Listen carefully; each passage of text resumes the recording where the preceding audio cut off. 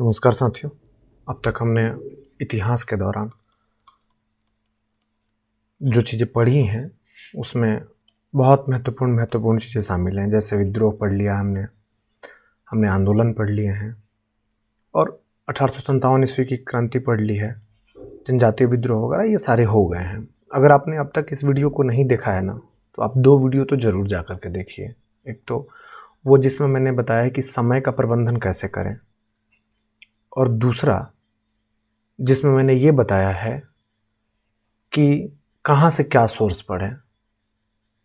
वो पढ़ने के बाद आपका मन हल्का हो जाएगा और आप उसके बाद ये पढ़ेंगे। और मैं निश्चित रूप से कह रहा हूँ, बहुत जिम्मेदारी से कह रहा हूँ कि आपको बिल्कुल परेशान होने की ज़रूरत नहीं है। इतिहास में जितने प्रश्न आएंगे ना, उतने प्रश्न, अगर मान लीजिए 30 प्रश्न आ रहे हैं इतिहास में, तो मैं इसमें से दावा दे रहा हूँ कि आपको 27 आपके दिमाग में छाप के भेजूंगा।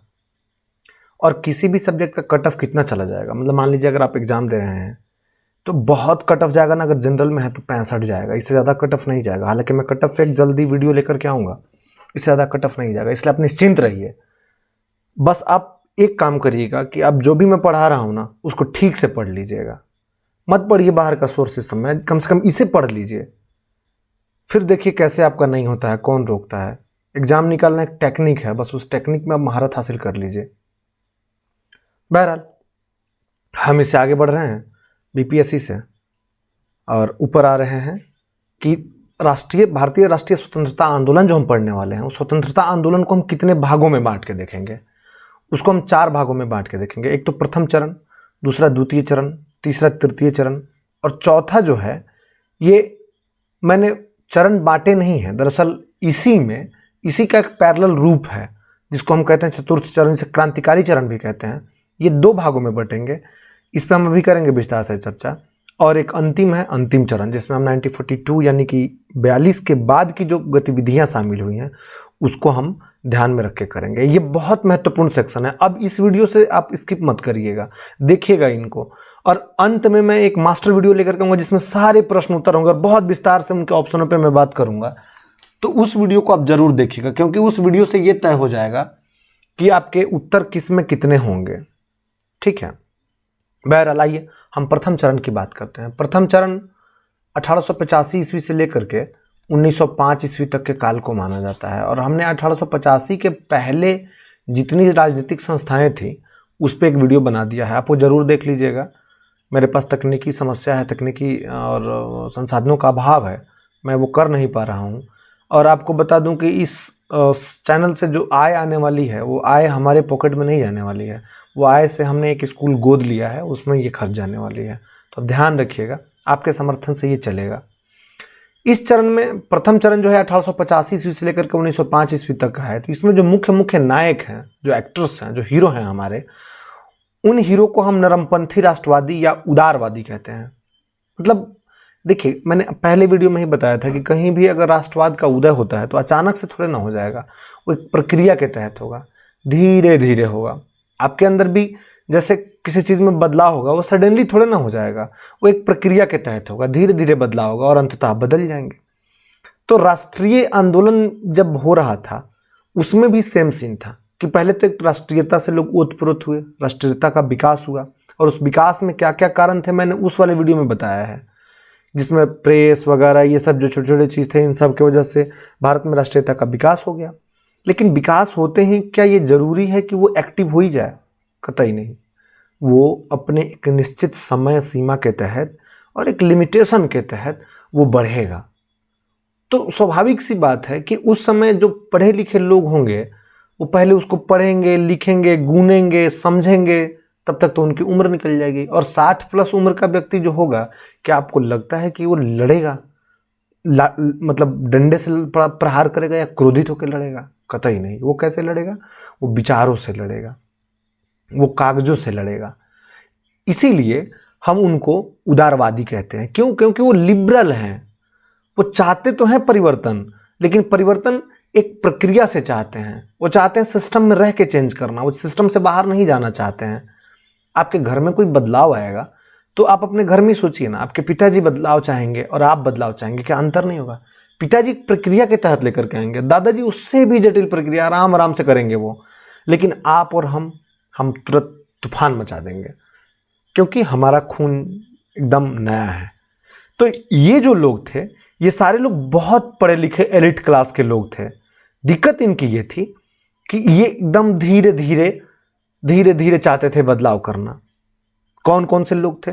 दादा भाई नौरोजी, इनको कहा भी जाता है भारत का grand old man of India.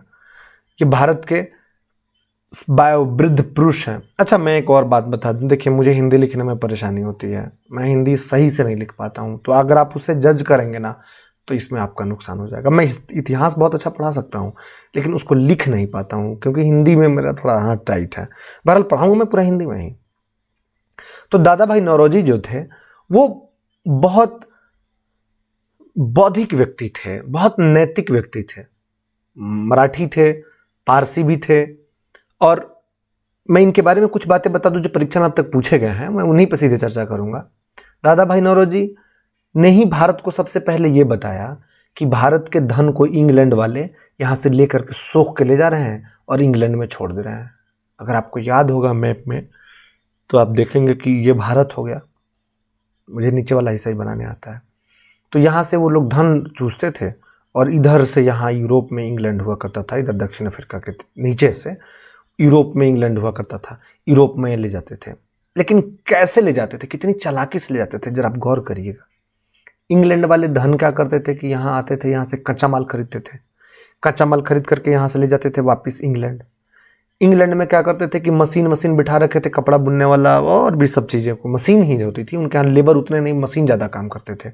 चूँकि 1857 के बाद में दुनिया में औद्योगिक क्रांति आई, और औद्योगिक क्रांति का नेता जो बना वो वाहक बना इंग्लैंड। तो इंग्लैंड में सारे मशीनरीज बनने लग गए, मशीन बनने लग गए, तो मशीन ने काम करना प्रारंभ कर दिया। तो वो लोग क्या करते थे कि यहाँ से कच्चा माल में कौन कौन सा, कपास, जूट, सूती वस्त्र, नील, ये सब यहाँ से ले जाते थे। कपास का भी यहाँ कपड़ा बनाते थे, और उसी कपड़े को ला करके भारत में बेचते थे। अच्छा, अब आप पूछेंगे कि ये भारत में क्यों बेचते थे? देखिए, 1799 ईस्वी के आसपास में दुनिया में एक बड़ा अतताई शासक हुआ, जिस शासक को हम बोलते हैं नेपोलियन बोनापार्ट। क्या बोलते हैं? Napoleon Bonaparte. थोड़ा सा आप मुझे वक्त दीजिए। हुआ यूं कि ये जो इलाका आप देख रहे हैं ना, इसे हम फ्रांस कहते हैं। फ्रांस में एक अतताई शासक हुआ जिसका नाम मैंने आपको बताया था अभी, बोनापार्ट, नेपोलियन बोनापार्ट। तो नेपोलियन ने क्या किया, एक सिंपल आदमी था, और नेपोलियन यहाँ का पहले तो सामान्य सैनिक था, सामान्य सैनिक से बढ़ोतरी करते करते वो यहाँ का शासक बन बैठा।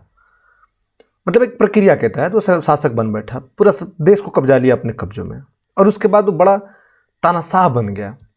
तो उसने क्या किया कि इस पूरे यूरोप को जीत लिया उसने, और वो बार बार अमेरिका पर हमला इंग्लैंड पर हमला करता था।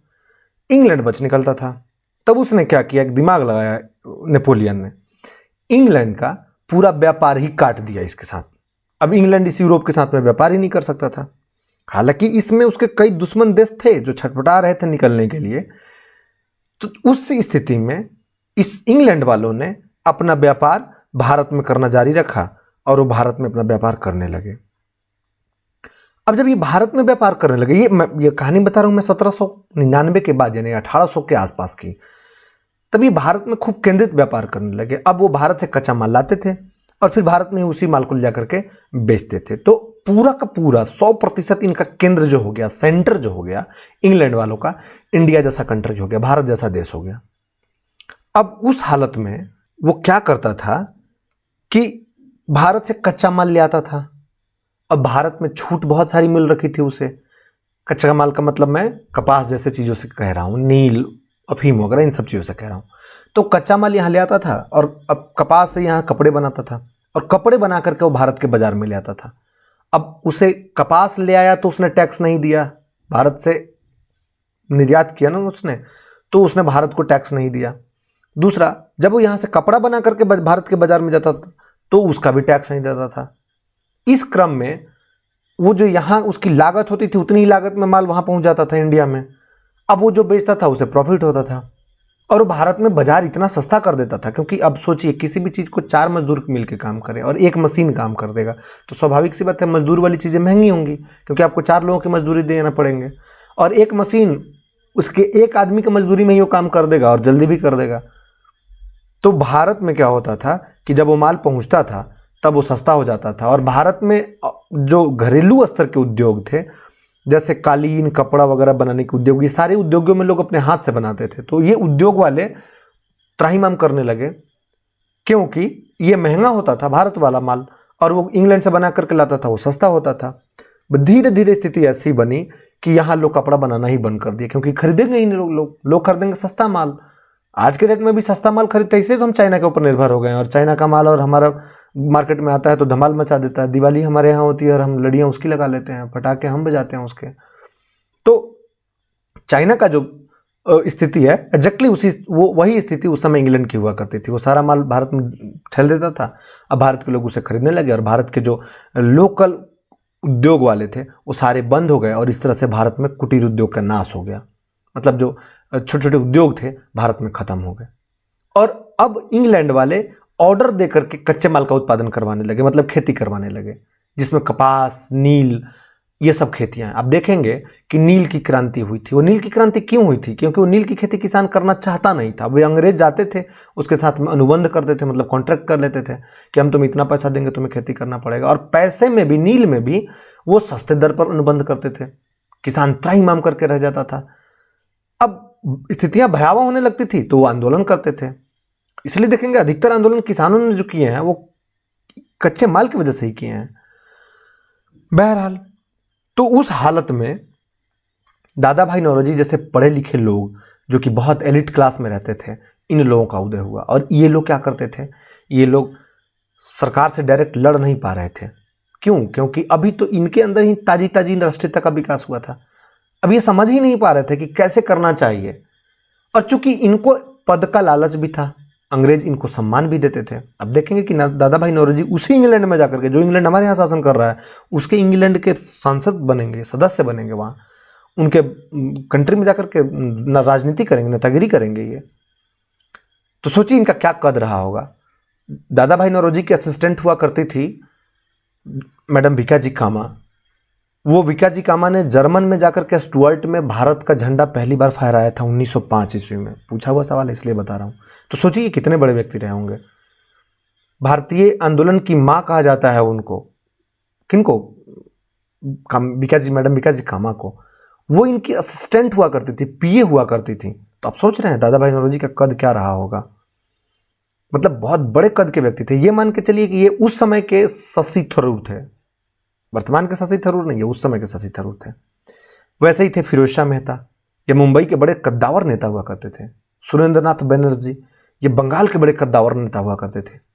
एमजी रनाडे, दिनसा वाचा, डब्ल्यूसी बनर्जी का कद देखिए कि अंग्रेजों ने पहली बार भारत में एक पार्टी बनाई।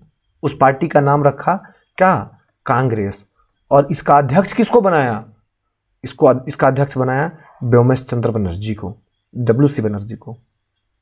मैं 2 मिनट आपका वक्त लूंगा, कांग्रेस पे बात कर लूंगा, फिर कांग्रेस से हम निकलेंगे, इन पे वापस आ जाएंगे।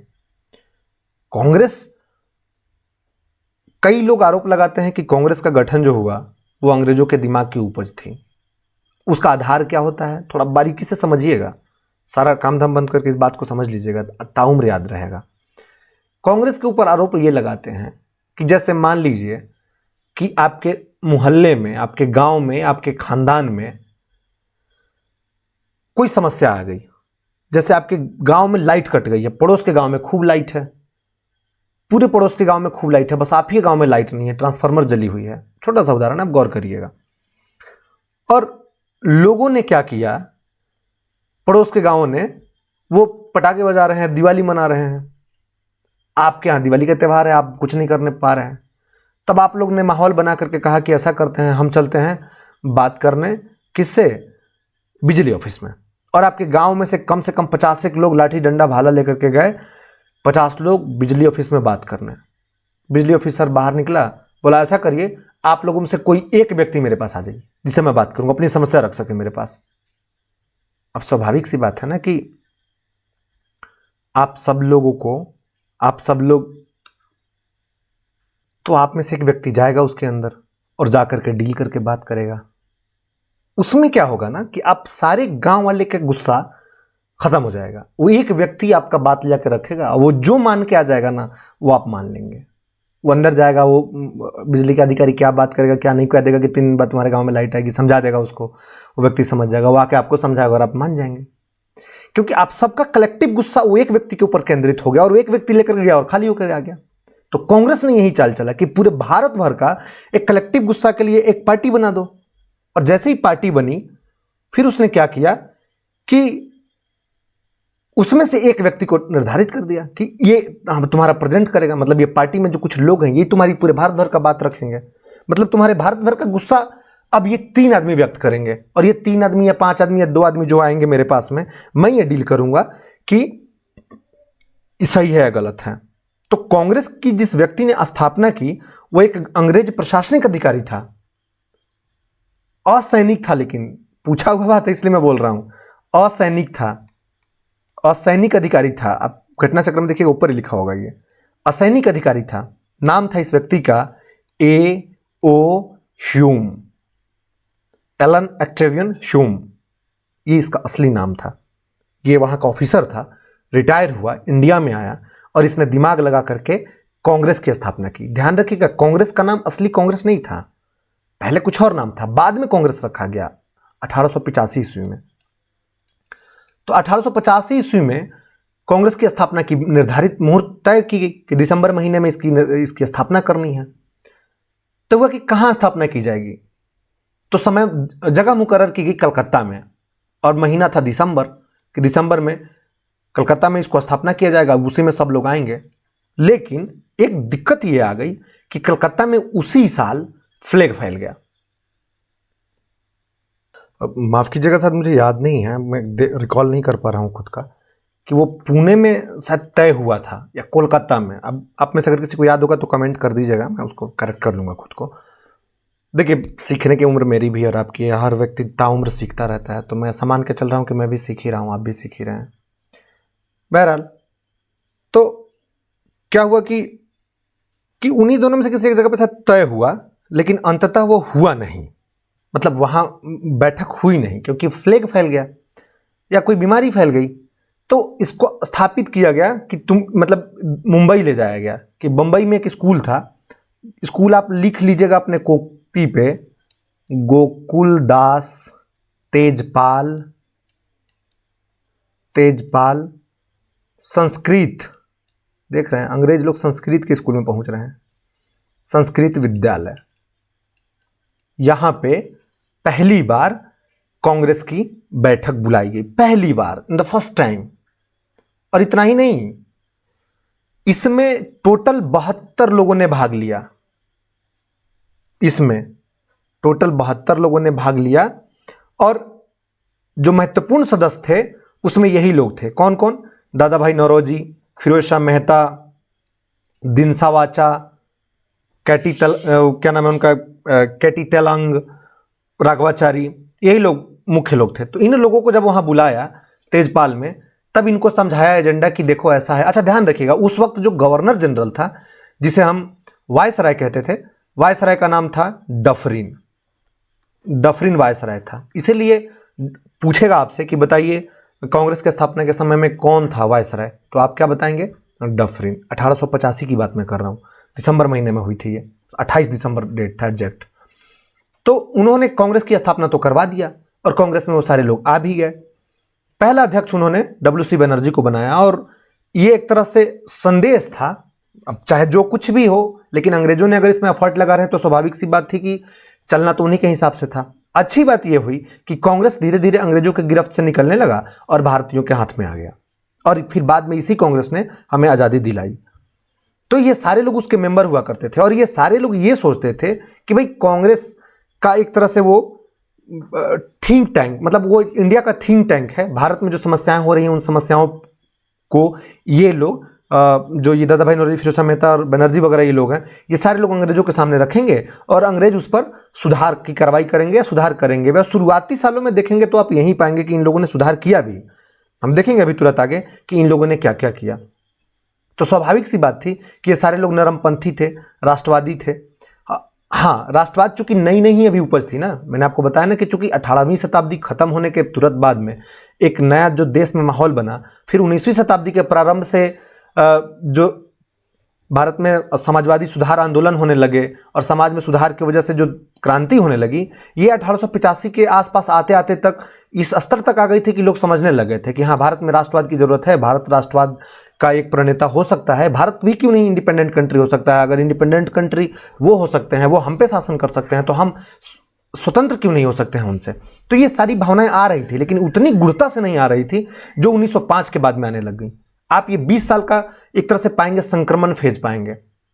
संक्रमण फेज वो फेज होता है जब हम उसमें सुधर रहे होते हैं, सुधार कर रहे होते हैं, बदलाव हो रहा होता है। बहरहाल, तो ये लोग एक तरह से अपने आप में परिवर्तित होने लगे और राष्ट्रवाद की बात तो करते रहे, लेकिन मांग के जरिए कैसे कैसे। अब उनके प्रक्रियाओं पर हम एक बार देखते हैं नजर। ये लोग क्या करते थे, ये लोग सरकार को चिट्ठी लिखते थे, लोगों से मेमोरेंडम बनवाते थे। जैसे कभी आप कॉलेज में रहे होंगे तो देखे होंगे कि 25 लोगों का साइन करवा करके पेपर लेके गए और उस पेपर को सबमिट कर दिए।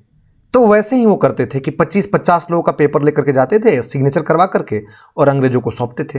वैसे मान लीजिए आपके मोहल्ले में नल खराब हो गया, तो आप क्या करेंगे, सारे लोग मिलकर के चिट्ठी लिख करके ले जाएंगे नल के ऑफिसर के पास में।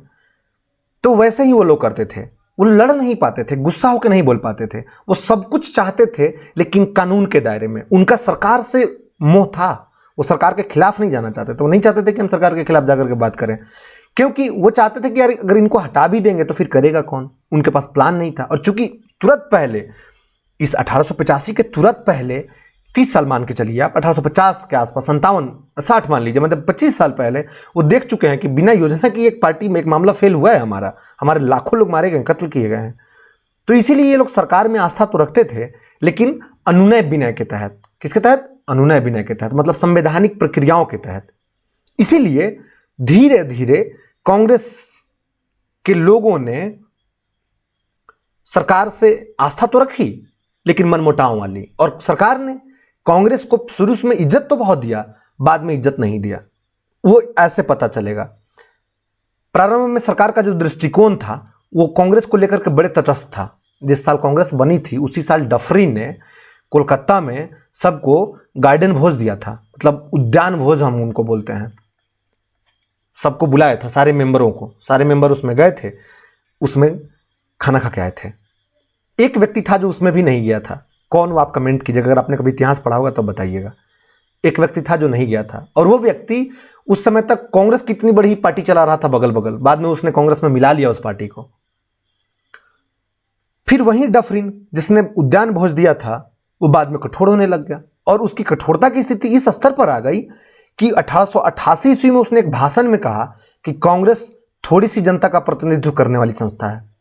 कांग्रेस भारत को नहीं प्रतिनिधित्व, जिस व्यक्ति ने पहले यह कहा था कि यह भारत को प्रतिनिधित्व करती है, जिस व्यक्ति ने पूरे कांग्रेस को बुला करके भोज दिया था अपने रेसिडेंस पे, गार्डन पार्टी दिया था, उस व्यक्ति ने अब आके कहना यह शुरू कर दिया कि नहीं, कांग्रेस एक भारत की संस्था नहीं है, ये थोड़े से लोगों का प्रतिनिधित्व करने वाली संस्था है। हद तो तब हो गई कि जब इसके बाद में 1905 ईस्वी में, 1903-4-5 की ईस्वी में एक शासक, मतलब एक वायसराय आता है, कर्जन। उस कर्जन ने ऊटपटांग तरीके से बात करना शुरू कर दिया। कर्जन ने तो यहां तक कह दिया कि कांग्रेस अपनी मौत की घड़ियां गिन रही है, और भारत में रहते हुए मेरी एक सबसे बड़ी इच्छा है कि मैं उसमें शांतिपूर्वक मरने में मदद कर सकूं। एग्जैक्ट यही सेंटेंस उसका, यही कथन उसका था कांग्रेस को लेकर के। और इतना ही नहीं, इस कांग्रेस के प्रति और लोगों की भी भावनाएं अलग अलग थीं। उसी कांग्रेस के बारे में खुद कर्जन ने एक भाषण में कहा था, ये गंदी चीज है, ये देशद्रोही संगठन है, ऐसी ऐसी चीजें कहा है उसने। गंदी चीज, देशद्रोही संगठन, आप याद रखिएगा। इसलिए मैं जानबूझ के दोनों पूछे हुए सवाल में है। कर्जन ने कहा है, कर्जन ने हर संभव कोशिश की भारत को तोड़ने की। और सच पूछिए तो भारत में बांटो और राज करो की जो नीति थी, फूट डालो और राज करो की जो नीति थी, वो कर्जन ने बोया। इतना ही नहीं, कर्जन के आसपास में कांग्रेस के बारे में एल्गिन ने तो हद ही कर दिया। एल्गिन ने तो पूरे भारत के बारे में कहा कि हमने भारत को तलवार के बल पर जीता है, और इसके तलवार के बल पर ही अपने अंडर में रखेंगे, मतलब अपने अधीन रखेंगे। ये एल्गिन का स्टेटमेंट है, पूछा हुआ, आप याद रखिएगा।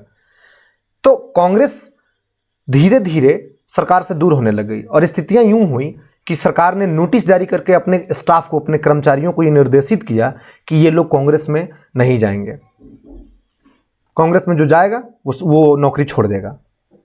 मतलब उसने इतना प्रतिबंध लगाया कि कोई भी व्यक्ति अब सरकारी नौकरी जो कर रहा है वो कांग्रेस में शामिल नहीं होगा। और धीरे धीरे तहखाने से, मतलब अंदर खाने से, कांग्रेस के जो नेता थे उनको उकसाने का प्रारंभ करने लगे ये अंग्रेज लोग, और ये चाहने लगे कि ये लोग कांग्रेस को तोड़ दे किसी भी तरीके से। उस क्रम में कई नेताओं का बयान आया, जैसे आप देखेंगे। उसी क्रम में कोई और का तो छोड़िए, बिमल चंद्र बनर्जी ने ही कहा कि कांग्रेस वास्तव में डफरिन की देन है।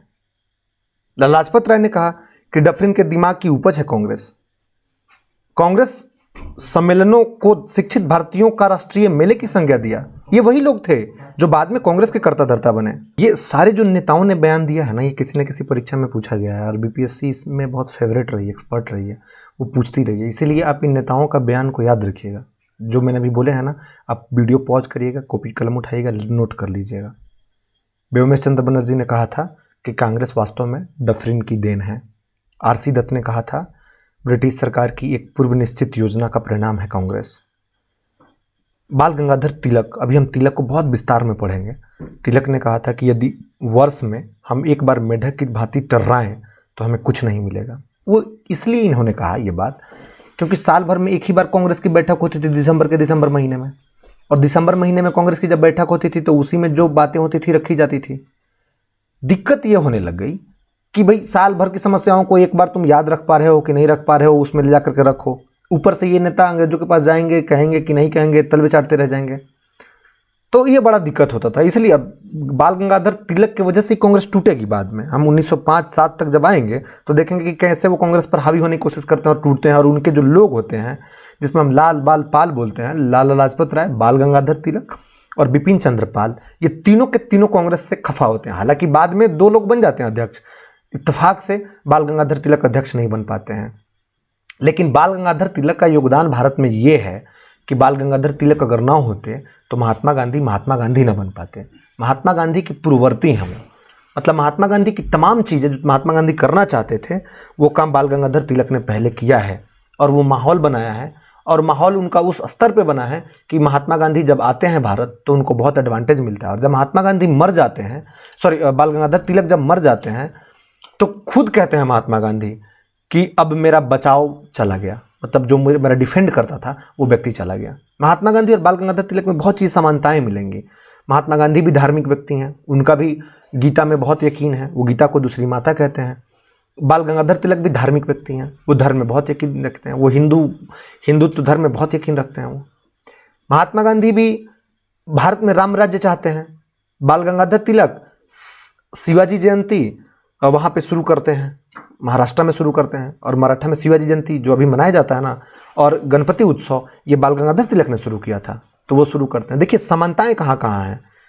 महात्मा गांधी भी हर चीज़ का विरोध चाहते हैं, करते भी हैं, लेकिन उनका एक अपनी नीति यह है कि वो सत्य और अहिंसा को फॉलो कर लेते हैं। बाल गंगाधर तिलक इस मामले में थोड़े स्ट्रिक्ट हैं। वो सत्य अहिंसा तो करते हैं, सत्याग्रह में वो भी यकीन रखते हैं, सत्याग्रह वो भी शुरू करते हैं, लेकिन वो एग्रेसिव मोड में आते हैं। तो ये तीनों दोस्त स्वाभाविक सी बात है कि कांग्रेस के खिलाफ बात करेंगे। उसी में बिपिन चंद्र पाल ने कांग्रेस को याचना की संस्था कहा है। अश्विनी कुमार दत्त एक बड़े नेता हैं, वो कहते हैं कि 3 दिनों का तमाशा है ये। और बिपिन चंद्र पाल ने एक भाषण में भी कहा है कि कांग्रेस की नीति भिखमंगी नीति है। आप इन सबको नोट कर लीजिएगा। मेरे पास तकनीकी और संसाधनों का अभाव, इसलिए मैं इनको नोट नहीं करके लाया हूं, लेकिन मैं जो बोल रहा हूं एटलीस्ट आप इनको लिख लीजिएगा। ये जितना बोला है मैंने, ये आपके काम की चीज है। तो बहरहाल कांग्रेस की स्थापना हो गई और कांग्रेस के प्रति सरकार का जो रवैया था वो ये था कि कांग्रेस में से नेताओं को तोड़ने की हर संभव कोशिश करने लगी। और उसमें जो शिकार बने पहले व्यक्ति, वो कोई और नहीं, सर सैयद अहमद खां बन गए। बनारस के एक नेता थे शिव प्रसाद सितारे हिंद, ऐसे ऐसे नेताओं को टारगेट करना शुरू किया और इनको प्रमोट करने लगा इन अंग्रेजों ने, इन 2 नेताओं को, जैसे सर सैयद अहमद खां साहब को और ये सितारे हिंद साहब को, कि आप लोग क्यों कांग्रेस के चक्कर में पड़े, आप लोग कुछ बड़ा करिए, हम आपको फंड दे रहे हैं, हम आपको सपोर्ट दे रहे हैं। और ऐसे करके वो कांग्रेस के उन लोगों को तोड़ने की कोशिश करने लगे। तो ये थी कांग्रेस के प्रति सरकार की प्रतिक्रिया उन दिनों में, यानी 1905 के पहले तक, जब तक करजन आता है भारत में। क्योंकि डफरिन के जाने के बाद में स्थितियां लड़खड़ाने लग गई, और जब करजन आया भारत में गवर्नर बन करके, तब उसने हद कर दिया। उसने सबसे पहले आते आते 3 काम किए। कौन सा 3 काम किया? उसने तो बड़े सारे आयोग बना दिए। दूसरा, उसने बंगाल बांट दिया। क्यों बांटा बंगाल? बंगाल बांटने के पीछे का जो तर्क है वो ये है कि बंगाल अभी का अगर आप देखेंगे, आप पुरानी वाली वीडियो में जहां मैंने बंगाल बताया, आप गौर करेंगे उसमें तो पाएंगे कि बंगाल जो है वो बिहार, उड़ीसा, बांग्लादेश इन सब से मिलकर के बना है। बिहार, पश्चिम बंगाल, उड़ीसा और बांग्लादेश 4 राज्यों से मिलकर के बना है। अभी एक देश और 3 राज्यों से मिलकर के बंगाल बना था उस वक्त। तो बंगाल में हिंदुत्व संख्या एक साइड में ज्यादा थी, एक साइड में मुसलमानों की संख्या ज्यादा थी, जो अभी भी वर्तमान में है। तो अंग्रेजों ने क्या किया कि सोचा कि एक काम करते हैं, इसको बांट देते हैं। अंग्रेजों वाले इलाके को अलग कर देते हैं और हिंदू वाले इलाके को अलग कर देते हैं। बस उन्होंने बांग्लादेश वाले इलाकों को बांट दिया और इधर हिंदू वाले इलाकों को एक तरफ कर दिया। अब डेमोग्राफी में परिवर्तन इस स्तर पर पड़ा कि क्रांति में हल्काव आने लगा, मतलब ठहराव आने लगा। लोगों ने बड़ा विरोध किया कि बंगाल नहीं बांटना चाहिए। उसके मैं पढ़ूंगा, जब आऊंगा उस पर तो बात करेंगे उस पर। उसमें लोगों ने विद्रोह करने की हर संभव कोशिश की, लेकिन अंग्रेजों ने यह बात नहीं सुनी और बाद में फिर उसको रद्द किया। तो कांग्रेस इसके प्रति जो वफादारी दिखाने की कोशिश कर रहा था सरकार के प्रति, वही कांग्रेस अब सरकार से खिलाफ होने लग गया धीरे धीरे। पहले अनुनय विनय की नीति चल रही थी, पहले यही दादा भाई नौरोजी टाइप लोग और गोखले टाइप लोग सरकार से बात करते थे, डायलॉग करते थे, लेकिन अब यही इनको लगने लगे कि नहीं, ये मामला अब अपने बस का नहीं है। और 1905 आते आते उनके हाथों से कांग्रेस की बागडोर छूटनी शुरू हो जाएगी। हालांकि दादा भाई नौरोजी और गोखले जैसे लोग की इज्जत हर लोग करेंगे, मतलब ये नए लपेटे लौंडे जो होंगे ये भी करेंगे और पुराने वाले भी करेंगे। क्योंकि जब कांग्रेस की एक स्थिति ऐसी आ जाएगी, जब नए लौंडे कहेंगे कि क्रांतिकारी लौंडे कहेंगे कि नहीं, अब हम हमारे लोग बनेंगे, बाल गंगाधर तिलक बनेंगे अध्यक्ष, और वो पुराने वाले लोग बोलेंगे कि नहीं नहीं नहीं, हमारे पुराने में से कोई बनेगा, तब वो लोग चाल चलते हैं और उसी में से कभी दादा भाई नौरोजी को बना देंगे तो कभी गोखले को बना देंगे। क्योंकि सबको पता है कि ये दोनों व्यक्ति हर लोगों में, हर वर्ग में मान्य है। मतलब ये क्रांतिकारी वर्ग में भी जो गुस्सैल लोग हैं उनमें भी मान्य है, और ये नए वाले लोग हैं इनमें भी मान्य है। बहरहाल कांग्रेस के प्रति जो सरकार की रवैया है वो बहुत बेहतर नहीं है, और ये धीरे धीरे खराब होता चला जाएगा, इनफैक्ट कांग्रेस का भी। अच्छा, अब हम देख लेते हैं कि ये राष्ट्रवादी कहां कहां सफल हुए। देखिए, स्वाभाविक सी बात है कि हर पीढ़ी कुछ ना कुछ तो करती ही है ना। आपके परदादा ने कुछ ना कुछ किया ही होगा, आपके दादाजी ने भी कुछ किया होगा, आपके पिताजी ने भी कुछ किया होगा, और जो बच गया है वो आप कर लेंगे। आप इस पीढ़ी के सबसे महान व्यक्ति तो हुए ही हैं, तो आप कर लेंगे। तो वैसे ही इन लोगों ने भी कुछ ना कुछ तो किया ही। तो इन लोगों ने जो छोटे छोटे काम किए वो छोटे नहीं बल्कि बड़े बड़े स्तर के काम साबित हुए। कौन से काम थे? वो सबसे पहला काम था कि उन्होंने लोक सेवा आयोग की स्थापना करवाई। 1886 के आसपास में उन्होंने लोक सेवा आयोग की स्थापना करवा दिया। क्योंकि अब तक जो व्यक्ति नियुक्त हो रहा था, मतलब आईसीएस ऑफिसर, वो अंग्रेजों की कृपा से होता था, ईस्ट इंडिया कंपनी की कृपा से हो रहा था। और इंग्लैंड और भारत में एक ही समय परीक्षा कराने की मांग इन लोगों ने किया था। क्यों? क्योंकि वहां अलग होता था, फिर यहां से लोग जाते थे, अमीर लोग जा नहीं पाता था। तो इन सब की समस्याओं को समाधान करने के लिए कि भाई इंग्लैंड में भी एक ही दिन एग्जाम करवाओ, भारत में भी एक ही दिन कराओ, सरकार ने क्या किया कि एक आयोग की स्थापना की, जिसको हम बोलते हैं बेल्बई आयोग। बेल्बई आयोग की स्थापना की गई, और बेल्बई आयोग ने सुझाव दिया। हालांकि उसके फिर कुछ दिन बाद में 1892 ईस्वी में भारत परिषद अधिनियम आया, और इतना ही नहीं, इन लोगों ने विरोध करना उस स्तर पर बढ़ाया कि अगर आप हमें सरकार में हिस्सेदारी नहीं देंगे, यानी प्रतिनिधित्व नहीं देंगे, तो हम कर नहीं देंगे, टैक्स नहीं देंगे आपको। और जो सबसे बड़ा काम हुआ ना उस वक्त, वो ये हुआ कि लोगों को ये बताने में ये सारे नेता कामयाब हो गए कि देखो भारत का धन ये मतलब शोषण करके लेके जा रहे हैं। ये लोगों को समझ ही नहीं था उस वक्त तक कि हमारा शोषण हो रहा है, हमारा धन लूट करके ले जा रहा है। लोग समझते थे ये खुदा का देन है, ये ईश्वर की कृति है, ईश्वर ने हमको इसलिए भेजा है, इसलिए हो रहा है। लेकिन इन लोगों ने जो सबसे बड़ा काम किया कि लोगों का खून खौलाया, यानी कि लोगों को जागरूक कर दिया कि देखो हमारा धन जो है वो आर्थिक निकासी के सिद्धांत जो कि दादा भाई नौरोजी ने दिया था, ये है। मतलब यहां से वो लेके जा रहे हैं, यहाँ से कच्चा माल ले जा रहे हैं, बना रहे हैं, फिर ला रहे हैं, फिर उस माल को, मतलब कच्चा माल जाकर वहां बना ले रहे हैं, फिर वो कपड़ा लेकर इंडिया में बेच रहे हैं और इंडिया का जो प्रॉफिट पैसा है वो सारा उठा करके लेके चले जा रहे हैं। मतलब वो हमारा धन सोखने पे लगे हुए हैं, एक टेक्निक के तहत सोखने को, डायरेक्ट नहीं, डायरेक्ट लूट नहीं रहे, लेकिन एक टेक्निक दिमाग लगा दिया है कि हम अपने यहाँ बनाएंगे, तुम्हारे यहाँ लाकर बेचेंगे, फिर पैसा हम लेके चले जाएंगे। तुम्हारे यहाँ से कर, जैसे यही हो ना कि आपके खेत में से हम चावल लेकर के अपने घर आए, अब उस चावल को हमने रखा, अब उस चावल को हमने पीस के कोई एक सामान बना लिया और लेकर फिर आपके घर बेच दिया और दुगने दाम में बेच दिया। यही कर रहे थे। भारत से कपास ले गए, अपने देश में कपड़ा बना लिया, कपड़ा ला करके यहाँ भारत में फिर बेच दिए, फिर पैसे लेके चले गए।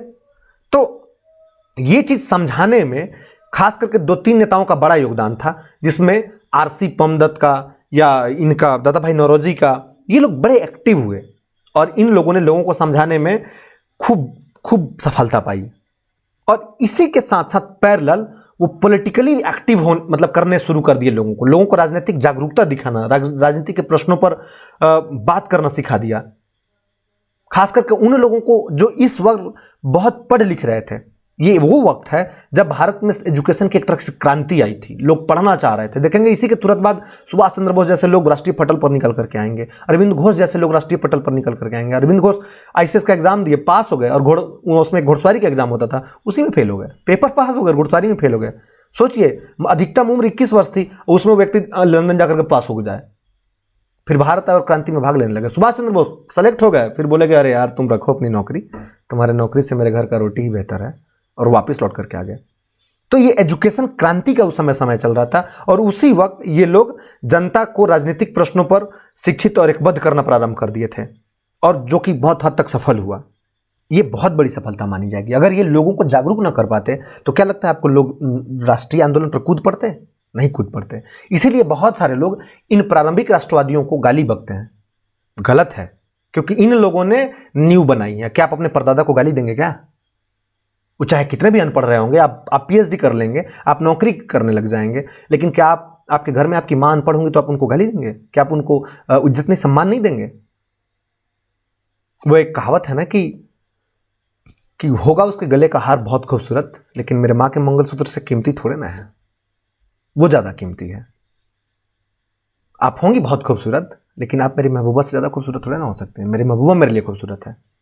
तो ऐसा ही इन सारे जो बुजुर्ग लोग थे, जो अनुनय विनय की नीति पर चलते थे, जो संवैधानिक प्रक्रिया के तहत बात करते थे, ये सारे लोग इतना काम किए कि ये रीढ़ बनाने का काम किए, ये बेस बनाने का काम किया, और बेस हमारा इतना मजबूत हुआ कि बाद में ये सारे लोग जागरूकता की तरफ आएंगे और राष्ट्रीय पटल पर उतरेंगे। अब हम इनका मूल्यांकन देख लेते हैं कि उदारवादियों का मूल्यांकन क्या रहा।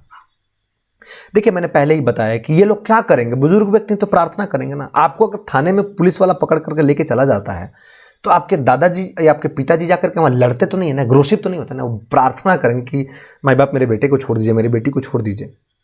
लेकिन आपका भाई अगर चला जाए तो आप जाकर बात करेंगे, अब सीधे बात करेंगे, बताओ, मुंह खोल दरोगा को, बता कितना पैसा लेकर छोड़ मेरे भाई को। आप एग्रोसिव हो जाएंगे। तो स्वाभाविक सी बात है कि ये प्रार्थना करते थे, और प्रार्थना याचना तो ही होता है ना। ये शांतिपूर्ण विरोध करते थे, ये भूख प्रदर्शन करते थे, ये मेमोरेंडम देते थे, ये एप्लीकेशन देते थे, ये लोगों से जाकर के बैठकी में बात करते थे। इसीलिए कांग्रेस को उस वक्त राजनीतिक भिक्षावृत्ति की संज्ञा दी गई। लाला लाजपत राय ने तो बड़ा कठोर शब्द इसके लिए कहा कि अवसरवादी आंदोलन है ये। हालांकि लाला लाजपत राय बाद में इस मामले से मुकरेंगे, और जब कांग्रेस के खुद ही अध्यक्ष बनेंगे तब इस चीजों से उकल्टी मारेंगे, लेकिन कहा तो है उन्होंने। तो ये था उदारवादियों का मूल्यांकन। ये था पहला चरण।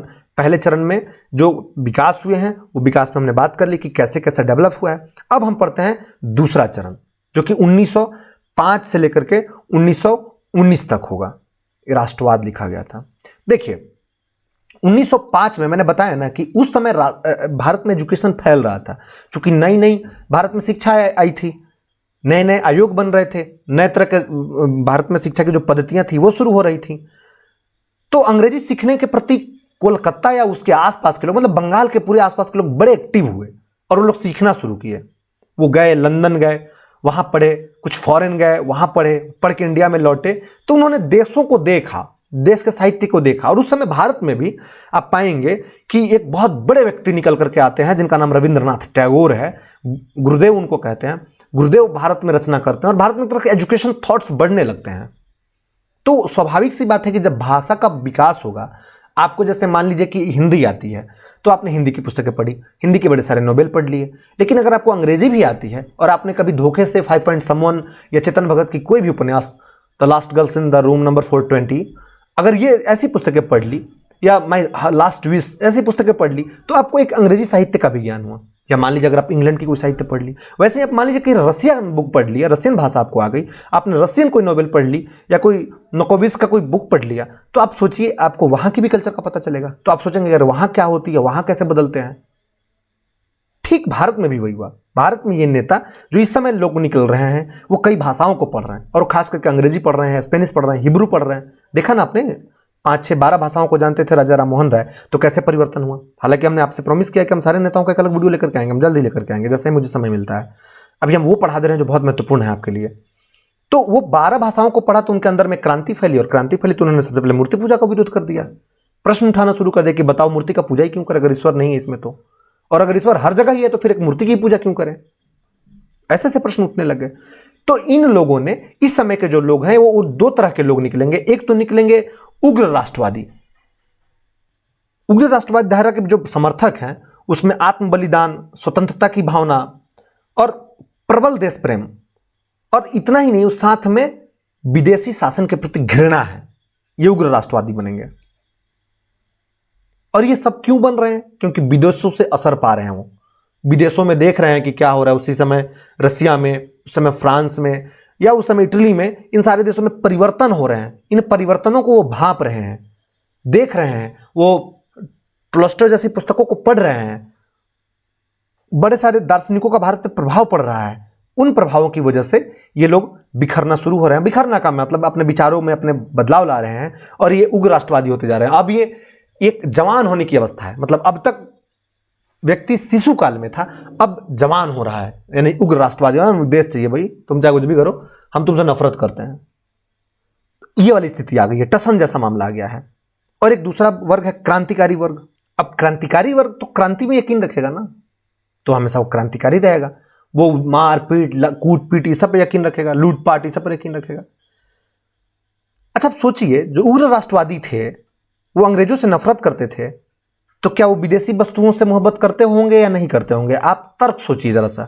जो विदेशियों से नफरत कर रहा है, क्या वो विदेशी वस्तुओं से मोहब्बत करेगा? स्वाभाविक नहीं बनता, वो विदेशी वस्तुओं से भी नफरत करेगा वो। और जब वो विदेशियों से नफरत करेगा तो इसका मतलब है वो मोहब्बत किससे करेगा? वो स्वदेशी वस्तुओं से मोहब्बत करेगा, वो स्वदेशियों को अपनाएगा, और वो चाहेगा कि विदेशी शासन को उखाड़ फेंको यहां से, और कौन सा शासन लगाओ? अपना शासन लगाओ, यानी कि राष्ट्रीय शासन की स्थापना करो। आप समझ पा रहे हैं? वो राष्ट्रीय शासन की बात करेगा। क्यों? क्योंकि विदेशियों से नफरत कर रहा है। तो स्वाभाविक सी बात है कि विदेश के जो दुकान भारत में होंगे उसको बंद कराने की कोशिश करेगा वो, और वो एग्रेसिव रहेगा।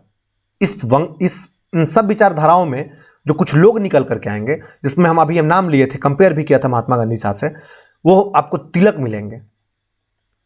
तिलक साहब जो हैं वो इन चीजों में बहुत यकीन रखते हैं। इसलिए आप देखेंगे कि जब 1905 ईस्वी का जब भारत में विरोध होता है या बंटवारे का, तब उसमें जो स्वदेशी आंदोलन होता है वो आंदोलन ही इसी पर केंद्रित है, स्वदेशी आंदोलन। क्यों? क्योंकि वो अंग्रेजों से नफरत करते हैं। तो सोचिए आप जरा, जब वो स्वदेशी आंदोलन लाएंगे तो इसका मतलब है कि वो विदेशी चीजों को जलाएंगे, खत्म करेंगे। एग्जैक्टली वही हुआ उस वक्त 1905 के समय में। विदेशी वस्तुओं को जलाया गया, उनके दुकानों को बंद किया गया, जिसका विरोध किया कईयों ने।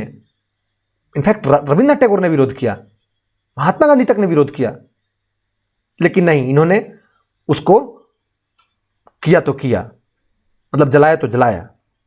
और तिलक बार बार कहते हैं ये बात कि भारत की राजनीतिक मुक्ति जो है वो अनुनय और विनय और निवेदन से नहीं होगा। ये कतई नहीं होने वाला अनुनय विनय से। वो दृढ़ और प्रत्यक्ष कार्रवाई की मांग करते हैं कि जो लो ना, एक्शन लो, सीधे लो, सामने वार करो, सीने पर सीने पर खाओ। ये क्या रिक्वेस्ट करते रहते हो पांव पर जा करके? भीख मांग रहे हो क्या? हक मांग रहे हो अपने? तो हक मांग रहे हो तो हक के लिए लड़ो, उस स्तर से लड़ो ना। भीख क्यों मांग रहे हो? हालांकि तिलक नौरोजी और गोखले जैसे लोगों पे उंगली नहीं उठाते हैं, लेकिन वो अब कहते हैं कि अब क्यों कर रहे हो, और तिलक से बड़े सारे लोग प्रभावित भी हो रहे हैं। इसी उग्रवादी समूह को अतिवादी समूह भी कहा जाता है, अति या उग्र, आप याद रखिएगा। मेरी हिंदी अगर कमी हो, सॉरी अति इधर से होगा ना, हाँ, मेरी हिंदी अगर कमी हो माफ़ कीजिएगा, मैं विद्यार्थी नहीं हूँ हिंदी का, ध्यान रखिएगा।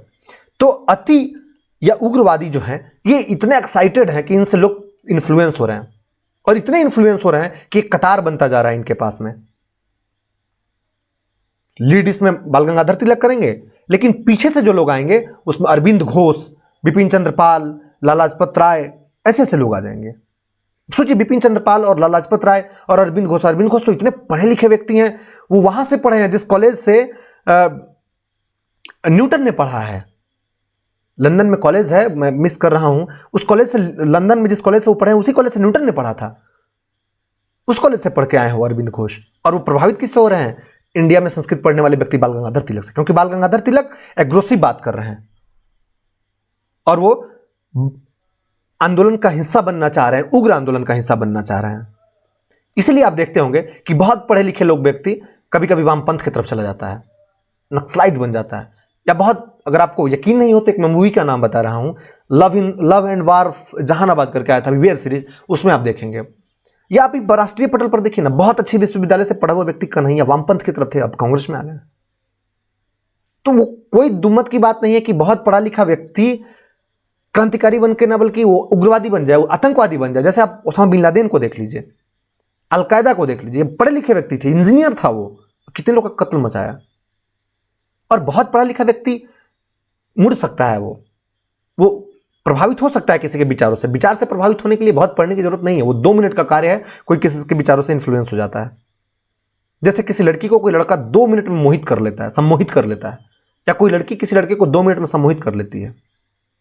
होते हैं ये केस, हर जगह होते हैं। और बाल गंगाधर तिलक का तो छात्र छाया देखिए कि लाला लाजपत राय पंजाब में है, बाल गंगाधर तिलक बंगाल, मुंबई महाराष्ट्र में है, और बंगाल में ये बिपिन चंद्र पाल हैं, लाला लाजपत राय बंगाल, सॉरी क्या नाम है इनका, अरविंद घोष बंगाल में जैसे जगह पे हो रहे हैं, और ये सारे के सारे प्रभावित हो रहे हैं। एक बड़ा फॉलोअर्स बनता जा रहा है उनका। और इनका थीम क्या है, इनका नारा क्या है? स्वराज, स्वदेशी और बहिष्कार। ये नारा दे रहे हैं कि स्वराज चाहिए हमें, स्वदेशी और बहिष्कार हमारा नारा है। और तिलक का एक स्टेटमेंट है कि हमारा राष्ट्र एक वृक्ष की तरह है जिसका मूल तना स्वराज है और स्वदेशी तथा बहिष्कार आदि उसकी शाखाएं हैं। नोट कर लीजिएगा, ये पूछा हुआ इसलिए बताया मैंने, ये उसका स्टेटमेंट है। अच्छा, अब एक प्रश्न बड़ा बार बार उठता है कि ये उग्रवाद का उत्पत्ति कैसे हुआ?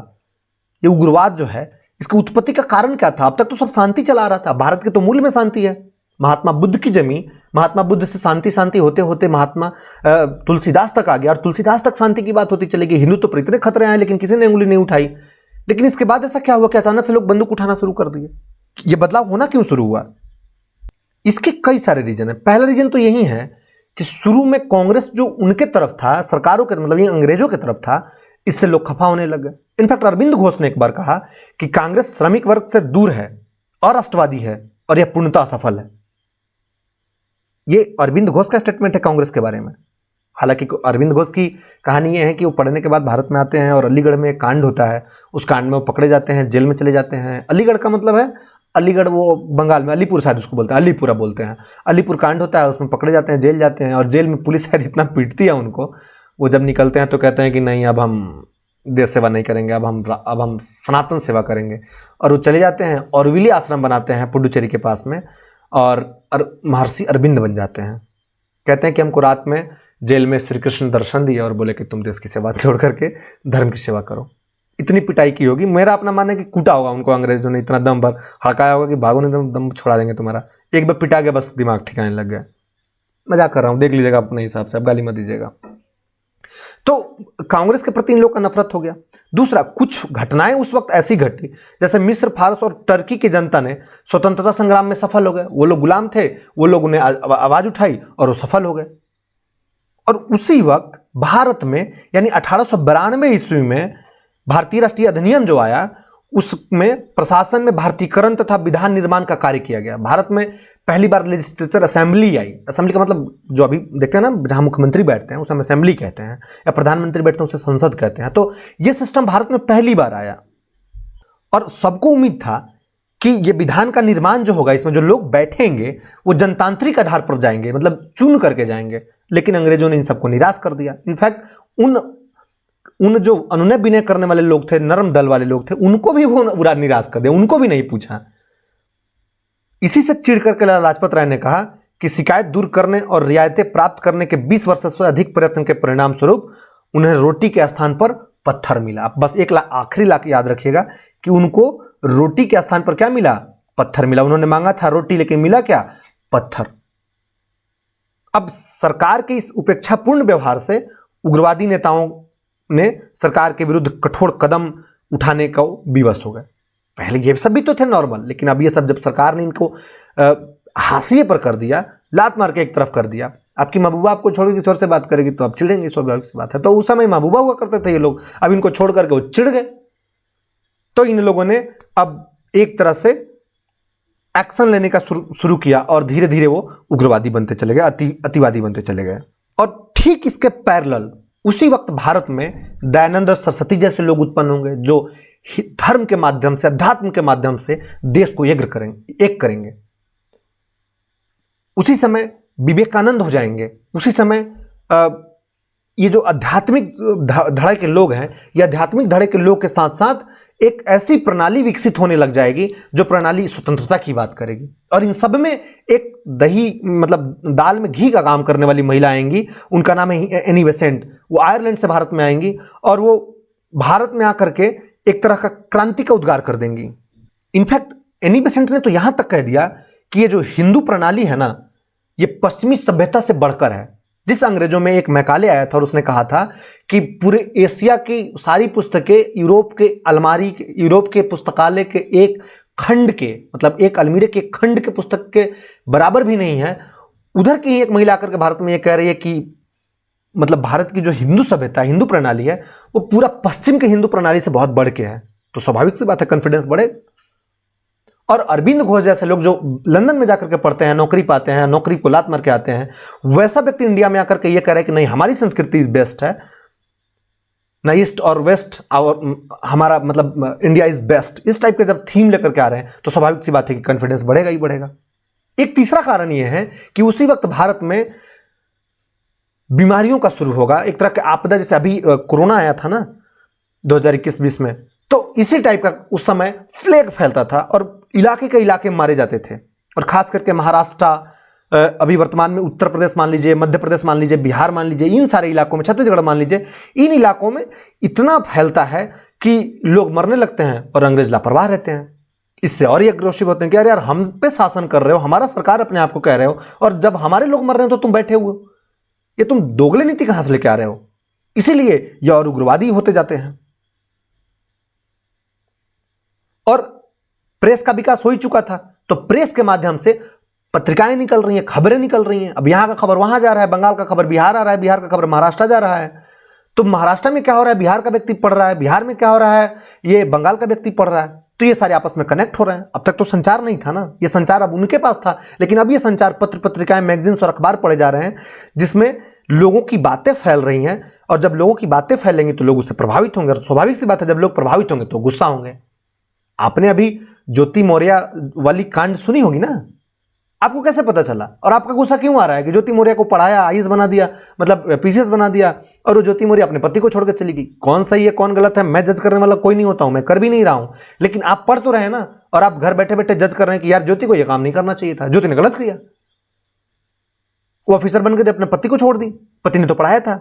लेकिन ये आप सोचे कब, जब ये सूचनाएं आप तक पहुंची। और सूचनाएं पहुंचने का माध्यम क्या था, मोबाइल, इंटरनेट, टेलीविजन, यही था ना। तो उस समय भी यही सीन हुआ, जब ये लोगों तक पहुंचा तो लोगों ने अंग्रेजों के दोहरे जो दोगले उसके चेहरे थे, ड्यूअल स्टैंडर्ड्स थे उनके, वो देखना प्रारंभ किया। और जब ये देखना प्रारंभ किया तो लोगों के मन में, इसी क्रम में महाराष्ट्र में 1897 ईस्वी के आसपास में प्लेग फैलता है। तो प्लेग को चेक करने के लिए दो अंग्रेज अधिकारी जाते हैं, रैंड और आयहर्स्ट। उसको दो बंधु हैं, चापेकर बंधु हैं, ये ब्राह्मण हैं, ये दोनों चापेकर बंधुओं ने उनको गोली मार दिया। ध्यान रखिएगा, चापेकर बंधुओं ने सबसे पहली हत्या की है। चित्पावन ब्राह्मण थे वो, तिलक भी चित्पावन ब्राह्मण थे। मैंने चित्पावन ब्राह्मण के बारे में बालाजी नाम की एक वीडियो बनाई थी, उसमें डाला था। अगर आपको बहुत दिलचस्पी हो तो वो पढ़ लीजिएगा। अगर आप टीचर के अभ्यर्थी हो तो मत पढ़िएगा, अभी आप इसी पर फोकस करिएगा, बाद में पढ़ लीजिएगा। मेरी प्लेट लिस्ट कौन से डिलीट होने वाली है, और बहुत जल्द मैं लाइव ही आ जाऊंगा, तो फिर क्या ही सोचना आपको। और उसी समय अखबार जो छप रहे थे उसमें बाल गंगाधर तिलक ने केसरी नाम का एक अखबार निकाला, और उस केसरी में उन्होंने अंग्रेजों की आलोचना कर दी। बस अंग्रेज गुस्सा होकर के केसरी को पकड़े और 18 महीने का उनको सजा दे दिया। ये भारत के पहले व्यक्ति जो अखबार में खबर छापने के लिए जेल जा रहा है। ये पूछा हुआ सवाल है, ध्यान रखिएगा। तो ये 18 महीने के लिए, ये मैंने जितनी भी बातें बोल रहा हूं ना, ये सारे पूछे हुए हैं। मैं बस रिलेट करके किसी तरीके से आपको कहानी के तौर पे समझा रहा हूं, इसलिए आप एक भी शब्द मिस मत करिएगा, वो आपका एक प्रश्न छूट रहा है, ध्यान रखिएगा। तो इन सारे लोगों ने स्थितियां ऐसी पैदा कर दी कि उग्र राष्ट्रवाद धीरे धीरे अग्रसर होने लग गया, और उसी बीच में से क्रांतिकारी धारा निकल करके आ गया। ये सारी घटना 1905 तक घट चुकी थी। कुछ कारण हुए जो 1905 से 1919 के बीच में, जिसमें ये जो उग्र विचारधारा के लोग हैं, तिलक वाले बिरादरी के लोग हैं, इसको बहुत प्रभावित किया। जिसमें सबसे पहला है 1905 में बंगाल विभाजन, 1906 में मुस्लिम लीग, बंगाल विभाजन, बीबी लिख रहा हूं, बंगाल विभाजन। अच्छा एक सेकंड रुकिए, मैं इसको स्क्रीन को साफ ही कर देता हूं। 1905 में बंगाल विभाजन, 1906 में मुस्लिम लीग, 1907 में सूरत अधिवेशन। सूरत का अधिवेशन मतलब वहां कांग्रेस की अधिवेशन हुई, सूरत अधिवेशन, ये लिख दिया मैं। वैसे ही 1909 में मार्ले मिंटो सुधार, इस पर हम कल बहुत विस्तार से बात करेंगे। मार्ले मिंटो सुधार, ये मार्ले मिंटो सुधार था, एक सचिव हुआ करते थे और एक गवर्नर हुआ करता था। मार्ले वहां सचिव था इंग्लैंड में, और मिंटो इंडिया में गवर्नर था। इन दोनों ने मिलकर के एक भारत में अध्यादेश लेकर के आया। अध्यादेश का मतलब एक कानून लेकर के आया। उस कानून में इन्होंने मुसलमानों को आरक्षण दे दिया, मुसलमान यहां से बंटने लग गए। पढ़ाऊंगा कल मैं इन पे, मैं आपको बता रहा हूं बस। उसी के साथ 1911 में हुआ दिल्ली में दरबार, डीडी दिल्ली दरबार। इस समय राजधानी का परिवर्तन भी हो गया, और दुनिया में इस समय 1914 में वर्ल्ड वार शुरू हो गया, फर्स्ट वर्ल्ड वार, दुनिया विश्व युद्ध। उसके बाद में 1916 में लखनऊ अधिवेशन हुआ, जैसे सूरत अधिवेशन हुआ था ना, जिसमें कांग्रेस दो भागों में बढ़ जाता है, जूता में पैजार हो जाता है, तिलक के लोग उन पर जूता चला देते हैं, बस ये बढ़ जाता है 1916 अधिवेशन में। तो वैसे 1916 ईस्वी में लखनऊ अधिवेशन हुआ, और लखनऊ अधिवेशन में महात्मा गांधी पहली बार इंटर करेंगे, और यहीं से महात्मा गांधी का शिलान्यास हो जाएगा भारत की राजनीति में। उसके बाद में 1916 ईस्वी में ही होम रूल लीग आंदोलन हो जाएगा। होम रूल आंदोलन दो लोग करेंगे, एक तो तिलक करेंगे और एक कौन, एनी बेसेंट करेंगे। ध्यान रखिएगा, दो होगा। उसके बाद में 1917 आएगा। 1917 ईस्वी में मॉन्टेग्यू घोषणा आ जाएगा, मॉन्टेग्यू घोषणा पत्र आता है। और इसी के तुरंत बाद 1919 का साल आएगा, जो भारतीय राजनीति पे दाग है, जिसको हम रॉलेट एक्ट बोलते हैं, जिसको हम दूसरी भाषा में बोलेंगे 19 में जालियांवाला बाग हत्याकांड, JLH, जालियांवाला बाग हत्याकांड। तो ये सारे चीजों ने इन उग्रवादियों को इतना एक्साइटेड कर दिया कि ये उग्रवादी बड़े बड़े स्तर पर काम करने लग जाएंगे, और भारत को उथल पुथल की स्थिति से डामाडोल करते लेके चलेंगे। अब ये राजनीति का संघर्ष करेंगे कि हमें आजादी चाहिए। हम कल इन सब पर एक एक करके विस्तार से बात करेंगे। और ध्यान रखिएगा, इसी के तुरंत बाद, मतलब इसमें अब हम 3 वीडियो लाएंगे। 3 वीडियो तक हम प्रश्न उत्तर आपको नहीं करवाएंगे। 3 वीडियो हम आपको पूरी कहानी खत्म कर देंगे राष्ट्रीय आंदोलन का। इसके बाद में हम अब तक जितने प्रश्न पूछे गए हैं ना सारे एग्जाम्स में, उन सारे प्रश्नों पर बात कर लेंगे। और यकीन कह रहा हूं, अगर उन प्रश्नों को आपने 3 बार देख लिया ना, एक भी प्रश्न आपके छूटेंगे नहीं। और इतिहास में जो मैंने 30 में से 27 का दावा किया है कि 27 आप आंख बंद करके भी जाएंगे और ठोक के आएंगे, वो आपका हो जाएगा। अब बस भरोसा रखिए। मैं तो ये तक कहने को तैयार हूं कि 100 नंबर का, 120 नंबर का अगर पेपर है तो मैं 70 नंबर आपको गारंटी दिलवा के लाऊंगा, और आपका सिलेक्शन पक्का होगा। अगर आप फॉलो कर रहे हैं ना, मुझे 70 नंबर की गारंटी दे रहा हूं।